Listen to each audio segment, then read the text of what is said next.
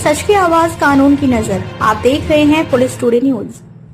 नमस्कार, मैं अंजना और आप देख रहे हैं पुलिस टुडे न्यूज। आइए रुक करते हैं आज की बड़ी खबर पर। Report Rafiullah Khan. Doctor Shafiqur Rahman bug की बरसी पर रामपुर सांसद ने पेश की खिराजे अकीदत। भारी संख्या में गणमान्य लोग रहे मौजूद। संभल के पूर्व सांसद और सरपरस्त कौम मरहूम डॉक्टर शफीकुर रहमान बग साहब की बरसी के अवसर पर आयोजित फातिहा ख्वानी में रामपुर के सांसद मौलाना मोहिबुल्लाह नदवी ने शिरकत की।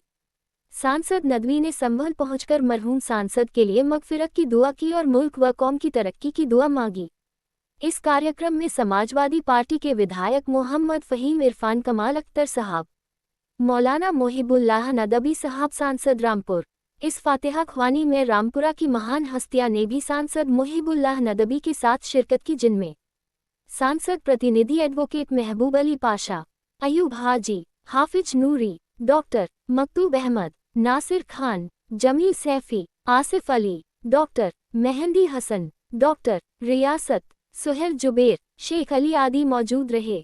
सांसद मौलाना मोहिबुल्लाह नदवी ने इस मौके पर कहा कि डॉक्टर शफीकुर रहमान बग साहब का जीवन हम सभी के लिए प्रेरणा है।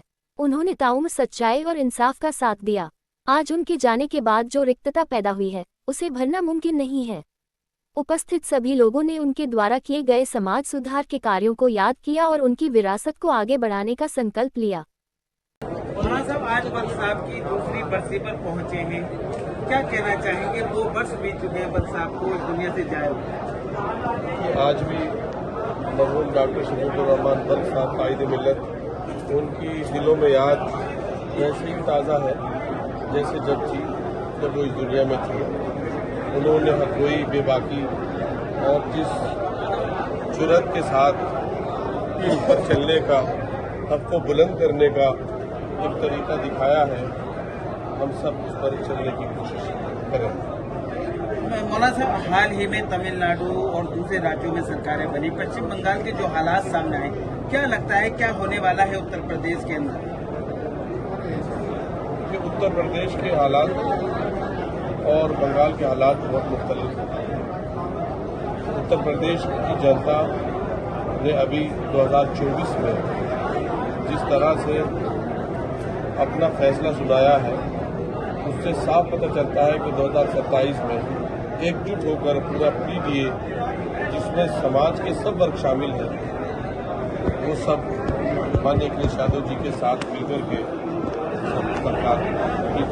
लगातार हम ये देख रहे हैं जो इंडिया गठबंधन का हिस्सा थे वो धीरे धीरे खत्म होते जा रहे हैं, तो उनकी जरूरत है। तो क्या विपक्षी पार्टियों को नहीं चाहिए जो क्षेत्रीय दल है वो राहुल प्रियंका के साथ आए, उनकी बात माने?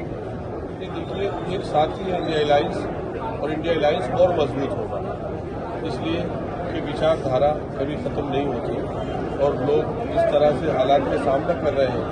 गैस सिलेंडर नहीं मिल रहा, किसानों को खाद नहीं मिल रहा, महिलाओं को सम्मान नहीं मिल रहा। आप देखिए, एक तरफ उस बिल को जो पहले ही पास हो चुका था उसको लाने का इलेक्शन से फायदा उठाने की कोशिश की गई है। उस वक्त एक महिला को हटाने के लिए कितने जतन किए गए, लेकिन वो महिला बड़ी बहादुर है। दीदी आज भी उनका जलवा कायम है और मैंने बच्चों को कहते हुए सुना है कि खूब लड़ी वो मर्दानी थी, वो झांसी की रानी थी, वो बंगाल की रानी थी, वो लड़ती रहेगी इंसाफ के लिए और जनता की आवाज के लिए और हक के लिए। सांसद जी किरेन रिजिजू जी ने कहा है कि नई जनगणना होगी तो भारत में मुस्लिमों की आबादी जो है इंडोनेशिया के बराबर हो जाएगी। किस तरह देखते हैं उनके इस बात? भारत की आबादी बढ़ रही है, इसमें इसको मुस्लिम और नॉन मुस्लिम में बांटने की क्या जरूरत है किसी को? भारत की आबादी है। क्या तैयारी है चुनाव की 27 में? चुनाव की तैयारियां यही है कि कोई एक वोट भी हमारा रह न जाए, उस वोट का कोई गलत इस्तेमाल न कर ले। इसलिए सब लोग मिलकर के इंशाल्लाह वो तैयारी के साथ वोट डालेंगे और जो भाईचारा है, जो इंसानियत है, संविधान ने कहा है उसको बरकरार रखेंगे। जिस तरह मुस्लिम सांसद और विधायक बढ़ रहे हैं, तो क्या लगता है कि कब तक मुस्लिम प्रधानमंत्री बन पाएगा? देश में इसका मसला नहीं है।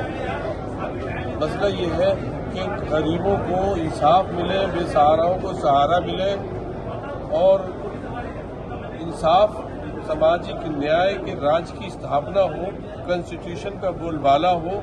जिस चीज़ के लिए मुजाहिदीन आज़ादी ने कुर्बानियाँ दी थी, जिसका ख्वाब देखा था 1857 से लेकर 1947 तक, वो उनका ख्वाब पूरा हो मुजाहिदीन आज़ादी का। उसमें सब हिंदू, मुसलमान, सिख, ईसाई शामिल हैं। इस धर्म की ऐनक से इन सब चीज़ों को नहीं देखना चाहिए। वंदे मातरम को राष्ट्रीय गान जैसा दर्जा दिया गया है, किस तरह देखते हैं? कैबिनेट में पास हुआ है। देखिए, राष्ट्रीय गान अपनी जगह है और देश की जो मोहब्बत है सबके दिल में है।